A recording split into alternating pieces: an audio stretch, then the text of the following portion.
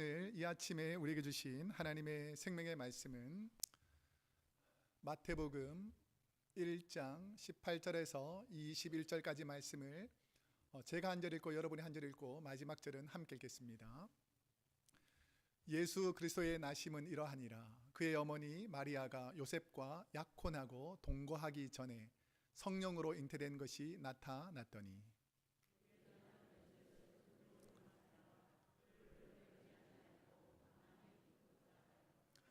이 일을 생각할 때에 주의 사자가 현몽하여 이르되 다윗의 자손 요셉아 내 아내 마리아 데려오기를 무서워하지 말라. 그에게 잉태된 자는 성령으로 된 것이라. 아들을 낳으리니 이름을 예수라 하라. 이는 그가 자기 백성을 그들의 죄에서 구원할 자입심이라 하니라. 아멘. 오늘은 마태복음 1장 18절에서 21절까지 말씀을 중심으로 예수님이 오신 이후 세 번째 용서 그 크신 은혜라는 제목으로 하나님 말씀을 선포하도록 하겠습니다. 이 세상에서 쉬운 것 같으면서도 어려운 것이 상대방을 용서하거나 누구로부터 용서를 받는 겁니다. 제가 한번 여쭤볼게요. 용서하는 것이 쉬울 것 같아요? 용서받는 것이 쉬울 것 같아요?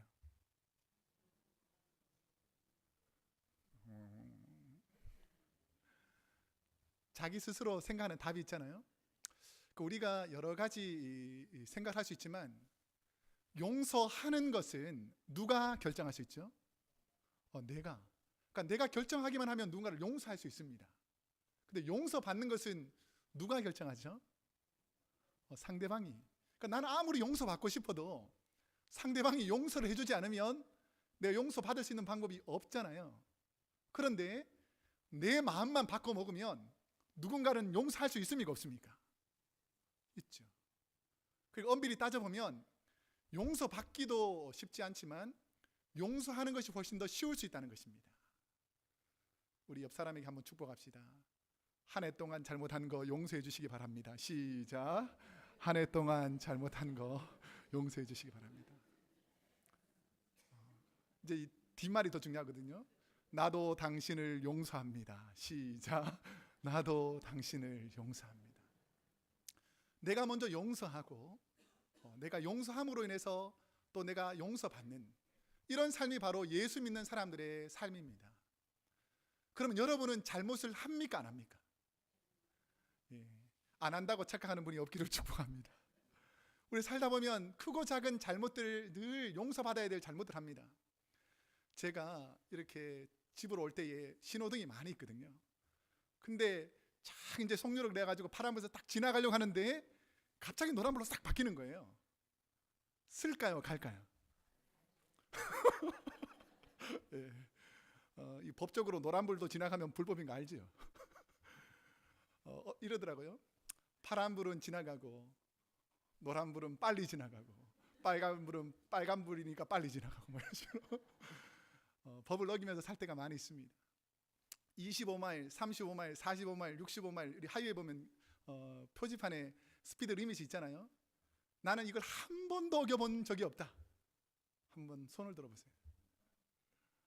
이처럼 우리는 죄 앞에서 자유로운 사람들이 없다라고 말할 수 있습니다.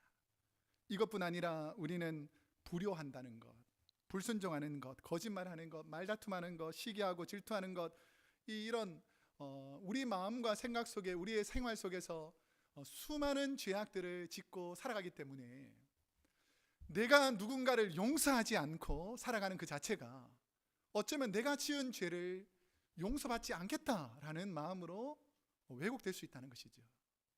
주님의 사랑으로 용서받았다면 용서하는 한 해가 되기를 축복합니다. 그런데 아무리 용서하고 싶어도 용서할 수 없는 상황에 우리가 부딪힐 때가 있습니다. 예를 들면 한국에 세월호 사건이 있었잖아요. 그 세월호 사건에 너무 안타까운 건 뭐냐면 선장이 어떻게 나옵니까? 제복을 입고 구명정 입고 막 이렇게 나온 게 아니고 어떻게 나오죠? 팬티팔함으로 술 먹고 자다가 막 급하게 자기만 살아보겠다고 사람들은 죽어가는데 자기만 얼른 뛰쳐나오는 거죠. 자, 그런 상황이 다 보도되는 이 상황에서 만약에 여러분의 자녀가 이렇게 억울하게 죽었다, 그러면 여러분의 손자 손녀가 이런 억울한 상황에서 죽었다, 그 선장 용서가 잘 됩니까? 말은 못하지만 속으로 안 되죠.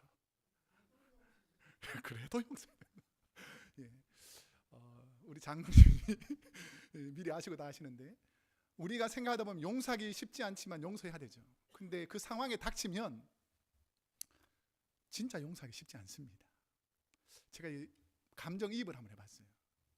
만약에 우리 두 자녀가 있는데 충분히 살릴 수 있었는데, 자기들이 노력하면 충분히 해결할 수 있었는데, 당국자들이 다 방치하고 대수롭지 생각하지 않고 대통령부터 모든 사람들이 책임의식을 가지지 않고 이런 잘못을 했다.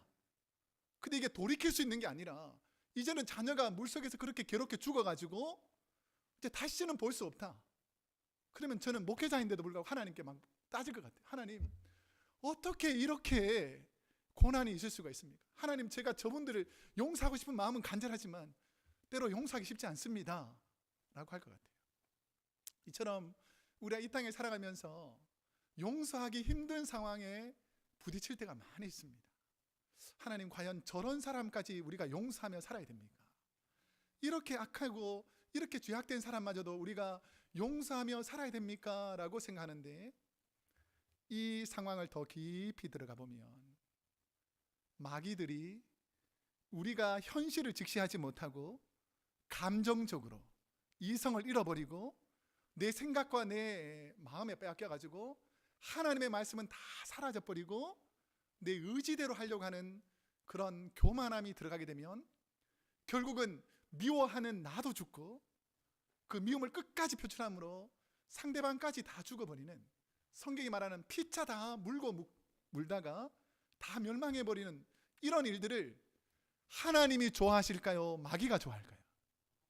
마귀가 좋아한다는 것이죠.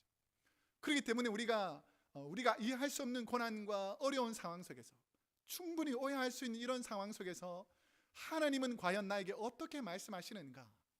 이게 바로 오늘 예수님께서 이 땅에 오신 이유, 용서, 그 크신 은혜와 아주 밀접한 관련이 있는 말씀이 오늘 본문입니다. 오늘 말씀에도 보면 자신에게 주어진 환경에서 참으로 용서하기 힘든 상황에 있는 한 남자 요셉의 이야기로부터 시작합니다. 그런데 이 요셉이 어떤 상황이 되었길래 상대방을 용서하기가 쉽지 않을까? 오늘 본문 18절에서 19절 말씀을 한번 함께 읽어보겠습니다. 시작. 예수 그리스도의 나심은 이러하니라. 그의 어머니 마리아가 요셉과 약혼하고 동거하기 전에 성령으로 잉태된 것이 나타났더니 그의 남편 요셉은 의로운 사람이라 그를 드러내지 아니하고 가만히 끊고자 하여. 자, 여기서 우리가 18절 19절에서 자세히 주목해서 봐야 될 단어를 제가 몇 가지 지적해 둘게요. 첫 번째는 약혼이라는 단어, 약혼. 그 다음에 동거하기 전에. 그 다음에는 요셉이 어떤 사람이냐면 의로운 사람. 요 세 가지 정도를 먼저 머릿속에 기억하고, 자, 지금 이 상황이 어떤 상황이냐, 이것을 쉽게 말하면 오해하고 있습니다. 요셉이 누구를 오해하고 있죠? 마리아를 오해하고 있는 상황이에요. 오해는 상대방이 잘못된 정보와 지식을 가지고 나를 비난하고 판단할 때 일어나는 현상 중에 하나입니다. 만약에 여러분이 이게 사실이 아닌데 오해를 통해서 비난과 비판을 받으면 어떤 마음일까요? 참 해결하기 쉽지 않죠. 요셉이 볼 때는 충분히 오해할 수 있는 상황이 됐고, 마리아 입장에서 보면 이게 너무나 내 혼자 해결하기 힘든 이런 상황이 된 것입니다. 오해를 받게 되면 진리가 밝혀지기까지는 그 오해의 순간들을 견디고 참기가 쉽지가 않습니다. 지금 마리아에게는 누구에게도 설명하기 힘든 큰 오해의 사건이 생겨버렸습니다. 약혼한 요셉과 함께 잠자리를 하지 않았는데 마리아가 어떤 상태가 되어버렸죠? 임신을 해버린 거예요. 만약에 여러분이 요셉이라면 마리아를 이해할 수 있겠습니까? 쉽지 않을 것 같아요. 왜냐하면 이런 경험들이 전혀 없고 이런 현상들이 도저히 일어날 수 있을까라고 생각하는 이런 일들이 벌어졌으니까 마리아가 무슨 말로 변명해도 요셉이 이해하기가 쉽지 않았을 것입니다. 그 당시 유대 사회에서 약혼은 결혼하고 법적으로 같은 효과가 있었습니다. 그 마리아가 요셉을 뭐라고 부르고 있습니까? 우리 하나, 둘, 셋, 네 번째, 다섯 번째 줄 보면 그의 남편 요셉은 이렇게 말하고 있죠. 그의 남편. 그러니까 이스라엘 제도 자체에서 약혼 자체가 결혼하고 똑같은 법적인 효과가 있어가지고 같이 동거하지는 않았지만 호칭은 벌써 그의 남편이라고 부를 정도로 법적으로는 결혼 관계가 같다는 것입니다. 당시 풍습에는 약 1년의 약혼 기간 후에 결혼했는데 약혼 기간에는 멀리 떨어져서 부부 관계를 갖지 않았기 때문에 만약 약혼 기간에 간음하면 이 여성들이 만약에 임신했다 그러면 유대 법으로 어떻게 하게 되었을까요? 돌로 사람들이 모여서 쳐서 죽이게 되어 있었습니다. 마리아는 임신하기 전에 요셉과 약혼했기 때문에 요셉과 결혼한 거예요. 자, 그러면 그 상황에서 요셉과 함께 임신이 되었다면 이 자녀는 요셉 가문의 자녀가 되지 않겠습니까? 그처럼 요셉하고 결혼한 상태이기 때문에 마리아에게 임신된 이 자녀는 법적으로는 누구의 족보에 들어가냐면 요셉의 족보에 들어가는 거예요. 그럼 요셉의 족보에는 누가 있을까요? 아브라함과 다윗의 자손 예수 그리스도의 족보 게보라라고 성경에 나오잖아요. 이처럼 지금 예수님이 하나님의 말씀대로 그 요셉을 통해서 다윗의 후손의 계보에 들어가게 됐습니다. 그런데 마리아와 그녀의 뱃속에 예수님이 오해를 받아 지금 어떤 상황이 됐죠?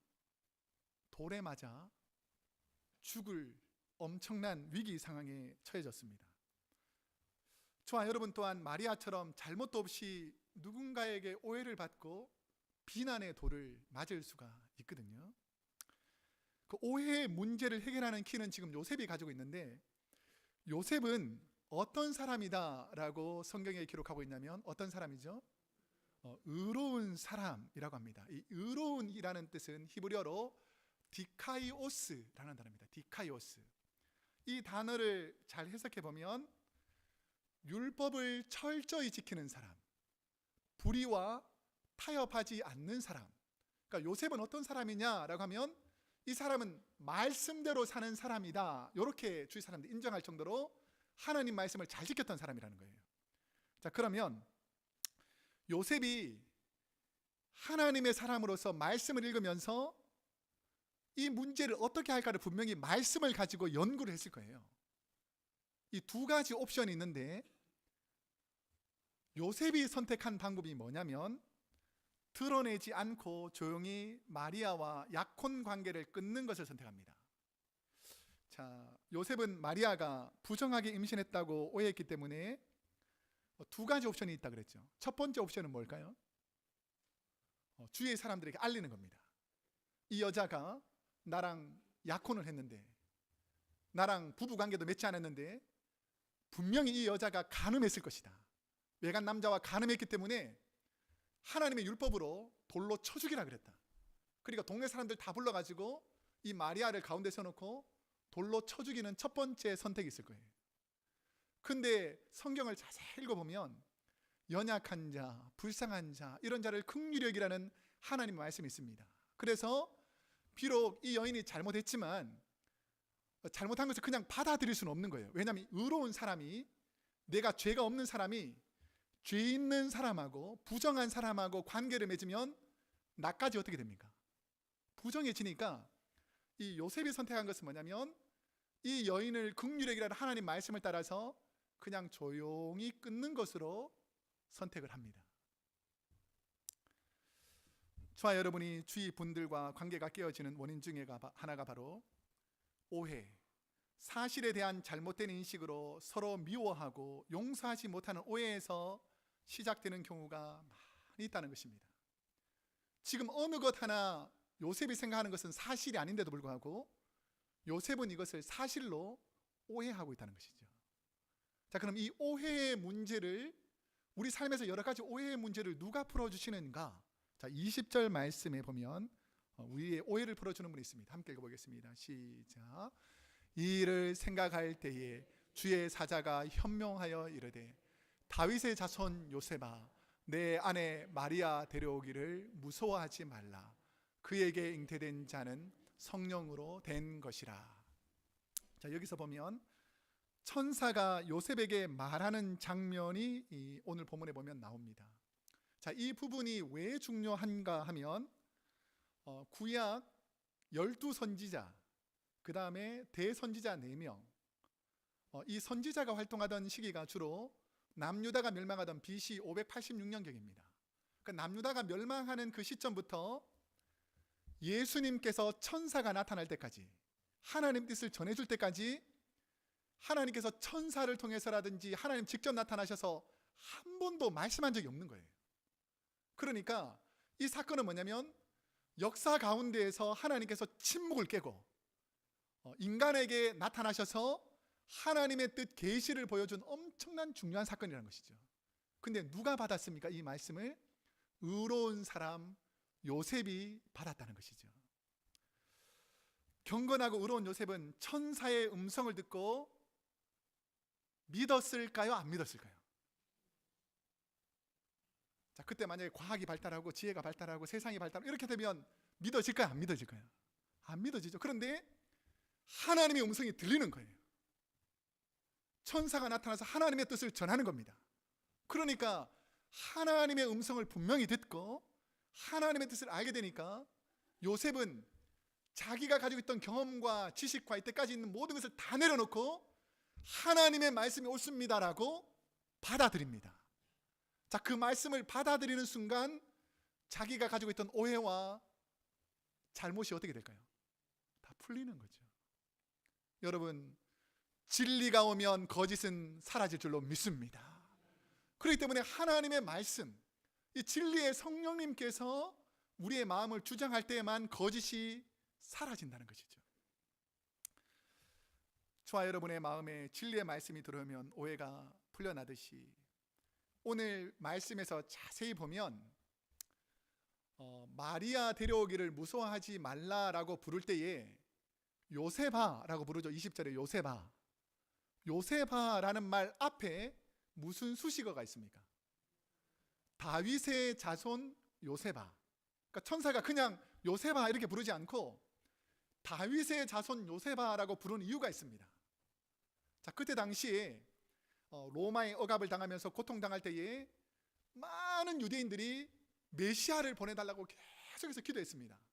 근데 그 메시아가 이사야의 예언에 보면 누구의 후손에서 난다고 했을까요?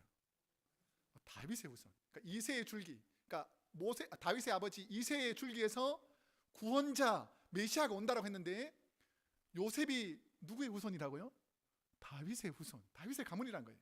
그러니까 내가 지금 가지고 있는 이 의심과 오해가 다 사라지는 것이 뭐냐면 성경에 다윗의 자손을 통해서 메시아가 난다고 기록되어 있지 않느냐라고 말해주는 거죠. 이게 바로 이사야 11장 1절에서 2절까지 말씀입니다.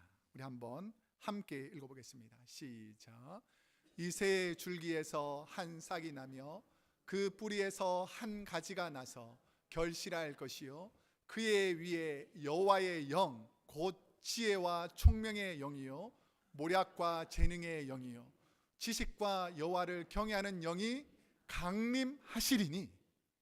성경에 그대로 기록된 대로 하나님의 영이 강림한다고 그러지 않았냐.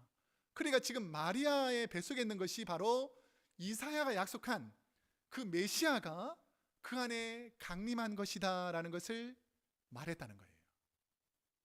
자, 이게 진리입니다. 여러분 받아들이겠어요? 안 받아들이겠어요? 이렇게 믿음이 없어도 되겠습니까? 이해가 안 된다 할지라도 이게 하나님의 말씀이고 하나님이 하신 일이라면 믿으면 아멘 하시기 바랍니다. 믿어야 된다는 거예요. 내 과학을 가져오고 내 경험을 가져오고 내 지식을 가져오면 못 믿다고 말하죠. 근데 하나님의 말씀이기 때문에 요셉은 그냥 믿습니다. 우리 인생에 살다 보면 너무나 오해받고 힘든 일을 많이 당하잖아요. 하나님 왜 이럴 수 있습니까? 이런 고난이 왜 내게 있습니까? 근데 우리가 받아들일 수 있는 것은 뭐냐면 하나님께서 허락하신 진리다 라고 하면 분명히 하나님께서 좋은 것을 주시는 은혜가 그 속에 숨어 있는 줄로 믿습니다. 하나님은 저와 여러분들 사이에 잘못된 오해를 풀어주시고 서로 용서를 시작하도록 길을 열어주신 사건이 바로 예수님을 보내주신 사건입니다. 오늘 저와 여러분 주위에 오해가 생길 수 있는 문제들을 하나님께서 풀어주시기를 축복합니다. 오해가 풀리니까 죄의 결과물이 아닌 성령이 주신 하나님의 선물이라는 것을 깨닫고, 처음에는 이 마리아가 간음해서 저런 더러운 자녀를 만들었구나, 내 마음속에 오해가 있으니까 미워하고 죽이고 싶고 악한 마음이 생겼다면, 진리가 들어와서 오해가 다 풀리고 나니까 그 안에 계신 분이 나를 권한 메시아구나, 하나님께서 보내주신 선물이구나라는 것을 깨닫게 된다는 것이죠. 전의 상황과 후의 상황은 완전히 달라집니다. 근데 이 오해가 풀리지 않으면 마리아를 계속 미워하겠죠. 근데 하나님께 주신 은혜로 오해가 풀리니까 마리아와 예수님을 귀하게 생각합니다. 여러분, 하나님께서 주신 은혜를 귀하게 생각하기를 축복합니다. 그럼 천사는 예수님이 이 땅에 오신 이유가 무엇이라고 말씀해 주는가? 오늘 본문 21절 우리 한번 함께 읽어보겠습니다. 시작. 아들을 낳으리니 이름을 예수라 하라. 이는 그가 자기 백성을 그들의 죄에서 구원할 자이심이라 하니라. 아멘. 저와 여러분은 인생을 살면서 죄 때문에 크고 작은 무거운 짐들을 가지고 살아가게 됩니다. 죄 때문에 생긴 가장 큰 저주 중에 하나가 뭐냐면 아담에게 일을 하지 않으면 이 땅에 살 수 없도록 했다는 거죠. 그리고 우리가 이 땅에 살면서 늘 어려움 당하는 것이 뭐냐면 경제적인 어려움이 있다는 거예요. 경제적인 어려움. 근데 하나님께서 이 경제적인 어려움을 풀어주실 줄로 믿습니다. 이게 바로 믿음이에요. 또 아담이 잘못해가지고 생명나무에서 과일을 먹었으면 영원히 살았을 텐데 이제는 선악과하고 생명나무를 이제 먹지 못하게 하므로 인간은 늙기 시작했고 병들기 시작했습니다. 그러다 보니까 내 육신이 세잔해지고 정신도 혼미해지고 이런 늘 연약함이 있어요. 그러니까 이런 어려움이 있다는 것이죠. 그런데 이것마저도 하나님께서 허락하셨다면 하나님의 은혜인 줄로 믿습니다. 그러니까 연약해질 수 있는 것 자체도 하나님 은혜라는 것이죠. 여러분이 1살 때부터 지금까지 다 기억하고 있으면 어떻게 됐을 것 같아요? 여러분이 과거에 잘못한 사람 머릿속에 다 기억하고 있으면 어떻게 될 것 같아요? 하나님께서 때로는 잊어버리게, 용서하게, 사랑하게 만들어 주셨다는 것입니다. 그런데 인간을 누르는 가장 무거운 짐은 죄의 대가를 통한 죽음의 짐입니다. 사람들이 별로 두려워하지 않는 것 같지만 죽음이라는 것을 딱 앞에 던져놓으면 거의 대부분의 사람들은 두려워하게 되어 있습니다. 그런데 이 두려운 죄의 문제, 인간이 가지고 있는 모든 심각한 문제를 해결해 주시고자 예수님께서 이 땅에 오셨다는 것이죠. 예수님의 이름 뜻이 무엇인가를 살펴보면 그 유대인들이 사용한 언어는 히브리어고 그리스 헬라적인 사람들이 헬라어입니다. 그래서 예수라는 말은 헬라어인데 원래 그 히브리 원어에는 예수라는 말과 똑같은 것이 여호수아, 그 다음에 예수아라는 말이 헬라어 예수와 같은 말입니다. 그러면 여호수아, 예수 이 이름 뜻이 뭐냐면 여호와 하나님은 뭐라고요? 구원이시다. 그러니까 내 죄 문제에서, 내가 오해하는 문제에서, 내 삶의 모든 문제에서 나를 구원해 주실 분은 우리 주님이시다라고 알려주는 것이죠. 주님의 진리가 들어오면 모든 오해했던 문제들이 해결될 줄로 믿습니다. 저는 우리 모두 거의 대부분이 대한민국, 북한 뭐 어떻게 되었든지 간에 한민족이잖아요. 한민족. 근데 한민족인데 이렇게 미워하는 민족들이 드물다는 거예요. 같은 민족인데 눈만 뜨면 뉴스에서 나오는 것은 북한은 남쪽 욕하고 남쪽은 북한 욕하고 그것만 욕하는 것이 아니라 막 동서가 화합하지 못하고 늘 다툼과 분쟁이 있는데 지난 금요일 12월 16일 날 한국의 서해안에서 뉴스를 보신 분도 있을 텐데 강화도, 우리가 서쪽에 있는 광화도라는 섬이 있지 않습니까? 거기에서 기독교인들이 모여가지고 밀물과 썰물 조류가 있을 때에 쌀을 이렇게 바다에 던지면 조류를 타고 북한 쪽으로 흘러 들어가는 거예요. 이것을 몇 년 동안 기독교 단체에서 이 일들을 하게 됩니다. 그래서 북한의 굶주린 동포들에게 먹을 쌀을 페트병에 담아가지고 보내는 영상들이 있습니다. 우리 보시면 아시겠지만 수많은 사람들이 가난하고 굶주림에 지내고 있죠. 가난한 사람들이 잘못된 거예요? 잘못을 하는 지도자들이 잘못된 겁니까? 그 지도자들이 잘못된죠. 근데 우리는 그 지도자의 잘못들은 미워해야 됩니다. 바로 잡아야 됩니다. 하지만 고통당하는 저 북녘 땅에 있는 모든 사람을 우리의 원수로 생각하면 안 된다는 것이죠.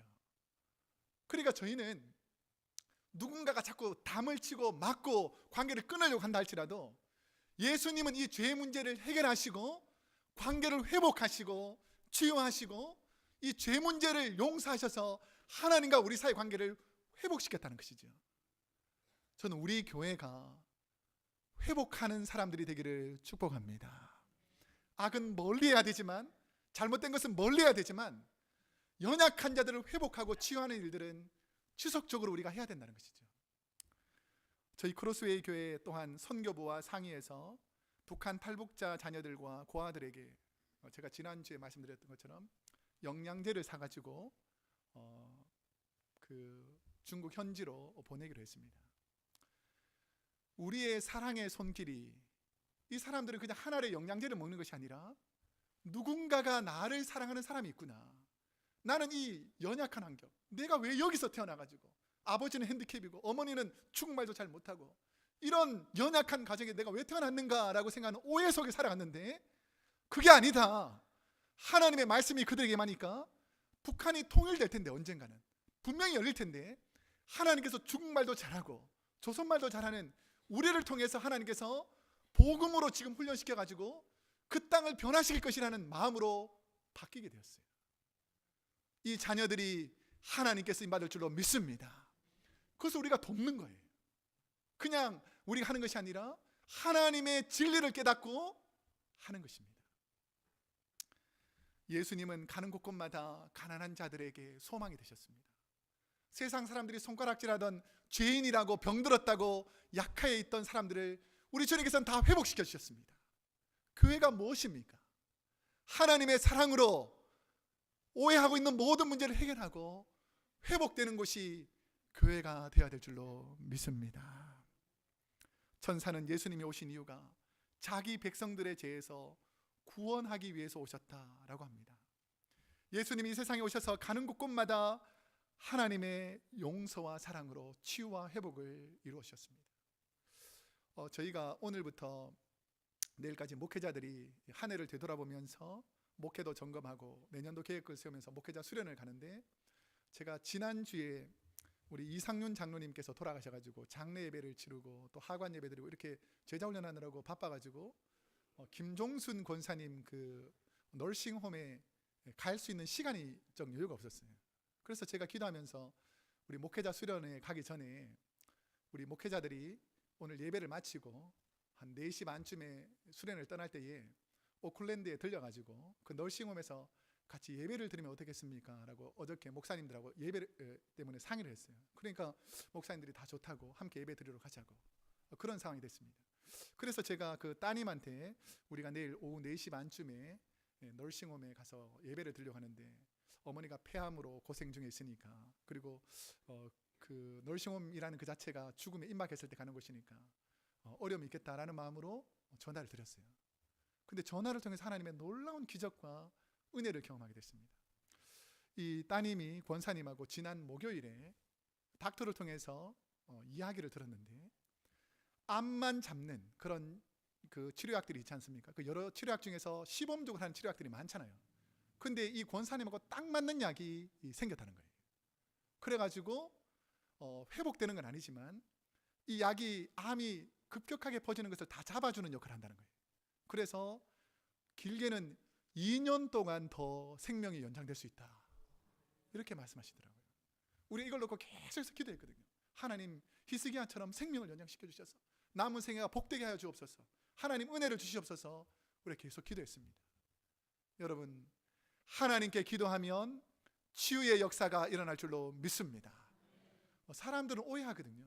이제 죽었다, 포기하자, 안 된다 라고 말할지 모르지만 하나님께서 걷어가시기 전까지는 우리가 최선을 다해서 하나님을 붙잡아야 된다는 것이죠.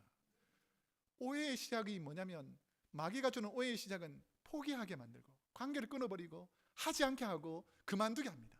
근데 성령이 임하고 말씀이 임하면 회복시키고 치유해서 가장 연약한 상태에서 가증한 소중한 상태로 바꿔주시는 것이 하나님의 은혜인 줄로 믿습니다. 이제 말씀을 맺겠습니다. 저는 우리 크로스웨이 교회 올 2016년도 한 해를 인도해 주신 하나님의 은혜를 다시 한번 묵상해 봤습니다. 올 한 해를 되돌아보니까 얼마나 감사한지 모르겠습니다. 제가 우리 교회에 처음 왔던 그 순간들을 계속 생각해 봤어요. 마리아가 요셉에게 어떤 상황이었죠? 오해를 받고 있었죠. 제가 처음에 부임했을 때도 우리 교회에 대한 오해들이 이것저것에서 많더라고요. 근데 하나님께서 3년 동안 우리 교회의 오해를 다 풀어주시고 하나님께서 더 풍성하게 은혜를 내려주셨습니다.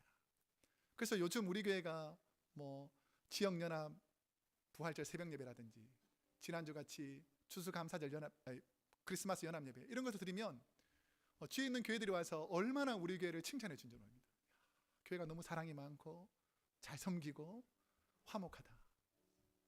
이게 하나님의 은혜인 줄로 믿습니다. 누구 한 사람이 오해를 풀려고 해서 풀리는 게 아니죠. 하나님이 풀어주셔야지 진짜 풀리는 겁니다. 마리아가 자기 스스로 내가 아니다, 결백하다 아무리 외쳐도 사람들은 손에 다 돌을 들고 그녀를 던지려고 했을 거예요. 그렇지만 하나님께서 풀어주시니까 가장 큰 은혜로 가장 소중한 사람으로 역사 가운데 남더라는 거죠. 저는 저와 여러분이 그런 분이 되기를 축복합니다. 세상은 우리를 멸시하고 세상은 우리를 때로 조롱하고 세상은 때로 우리를 함부로 대할 때도 있지만, 그렇지만 하나님은 연약한 마리아를 통해서 인류의 구원자 예수님을 주셨던 것처럼 우리 마음에 성령을 주셔서 하나님의 자녀답게 살 수 있는 은혜를 허락하셨다면 지금부터는 주님처럼 살아가는 복된 자리에 있기를 축복합니다.